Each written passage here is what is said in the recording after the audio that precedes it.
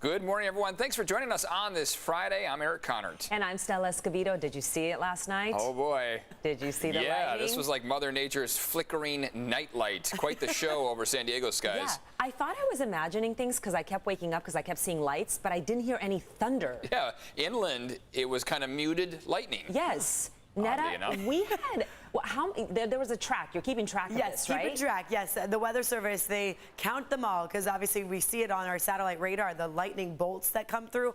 101 lightning strikes. That's in San Diego County. So it started in the mountains, as it does, and then it went rogue. It came through the county into the inland areas and then right along the coast. I mean, along the coast, we had a marine statement that was issued last night because of all the lightning strikes. 81 right over the water and right along our beaches. So Pacific Beach, La Jolla, we all got a light show. I heard a lot of thunder, so it was quieter where you guys live, but not in La Jolla, that's for sure. Keeping a lot of people up late at night, I would say. It will be quieter this morning. Still hot and steamy today. Thunderstorm chances in the mountains and deserts only. This weekend will get hotter, but it won't feel as muggy. So there you go. Jenny, what's going on out there? Quiet for a Friday. Good morning. Well, not for a Friday. It's just quiet in general. Good morning to you. It is 6:02. Two crashes that I want to mention amidst very calm travel time, so those aren't going to be an issue for you.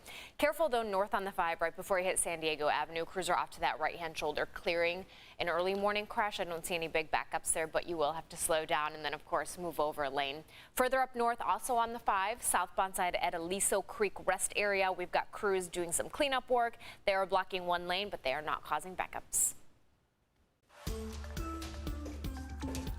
Jenny, thank you for that. A controversial new vaccine mandate by the president. And this morning, about 100 million Americans are under this new mandate. Yeah, the president unveiled new rules impacting federal workers and private companies. News 8's Evan Ronnie live with reaction from San Diegans. Good morning to you, Evan.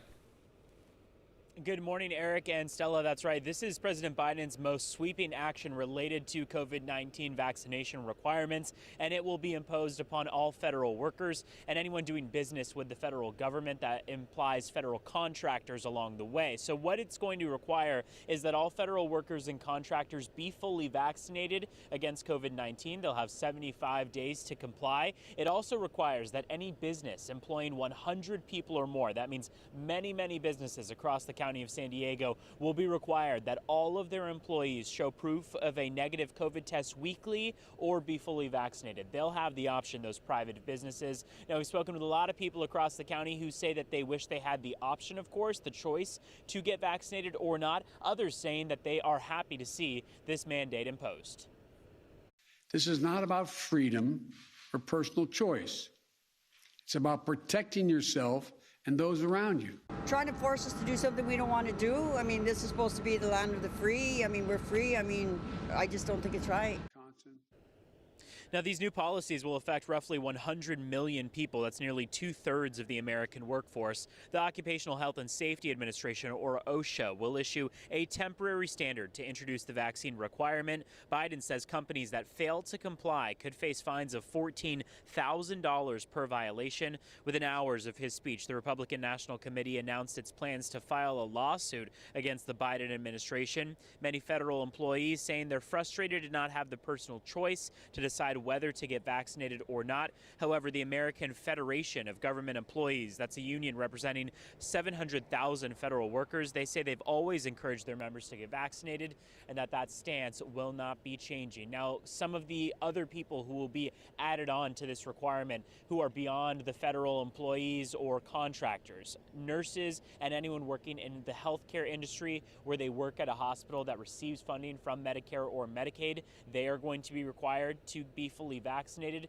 Any educator who works within the Head Start program, that's about 300,000 educators, they'll also be required, and none of those people are going to have that option to show that weekly negative COVID test. They'll be required to be fully vaccinated. The only option for that weekly negative COVID test will be businesses in the private sector. Outside of downtown San Diego, I'm Evan Irani, News 8. Evan, thank you so much. Not all governors are in line with the president's new mandates. Texas Governor Greg Abbott tweeting this: Biden's vaccine mandate is an assault on private businesses. I issued an executive order protecting Texans' right to choose whether they get the COVID vaccine and added it to the special session agenda. Texas is already working to halt this power grab. Also, Los Angeles Unified School District has approved a vaccine mandate. All kids 12 and older must be vaccinated to go to school in person. Students must get their first doses by November 21st. If they want to participate in extracurricular activities, they will have to get their first dose by October 3rd. San Diego Unified is not implementing this. Right now, they only require masks. The Poway Unified School Board is forced to end a meeting because of a protest. We asked the protesters to leave, and they refused. This meeting was posted as a closed meeting, and they are trespassing. We have been advised. A mask choice rally organized by the group Let Them Breathe was held outside the district office ahead of last night's meeting. But in a statement, the district says the group forced their way inside, pushing past staff. The district says the meeting had limited in-person attendance due to COVID safety protocols, but was live streamed online. The district adds they encourage civil discourse, but say this type of behavior will not be tolerated.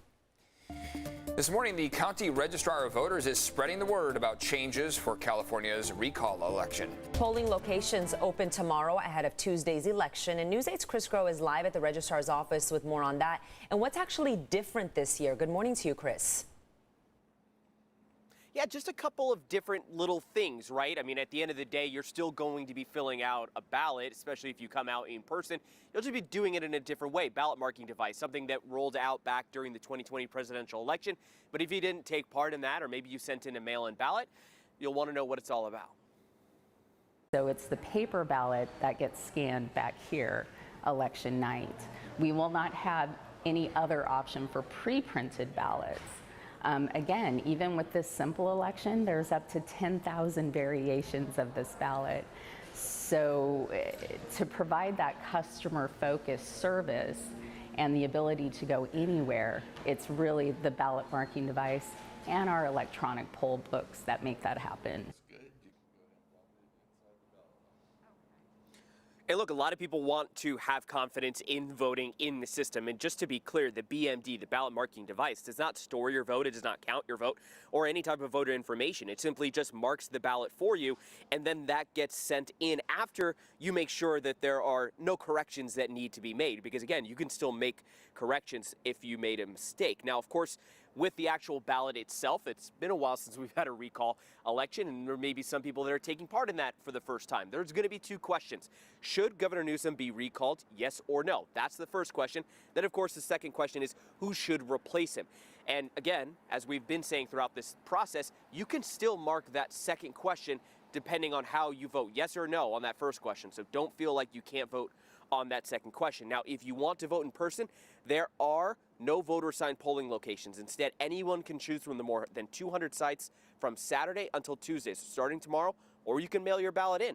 But some people, like the couple you're about to hear from, like to have that old-school approach. I like doing it in person to make sure that it actually ends up where it's supposed to be. I've always come in person. I'm old school. And if you need any help deciding on how to vote, where to vote, and if you still even can vote, if you need to fill out any type of voter registration, just make sure you go to our website, CBS8.com, and click on that help button. Eric and Stella. Okay, Chris, thank you so much. Let's go ahead and check in with Netta. Wow, Ooh, that that's is nice. gorgeous. Is that where we're going to take the show for the rest of the hour? Yeah, we're here? leaving right now. Right at that patio table in the middle. I was going to say, yeah, do you want the front row seats? Yeah, sure. Okay, cool. Yeah, I was going to say, this is going to be quite a party. So whoever's having this, they are setting it up for you at the Hotel Del. And I feel like it's going to be really good dinner, drinks served, I'm sure, a good time. So maybe it's a wedding. I don't know. But either way, we're spying on them at the Hotel Del right there.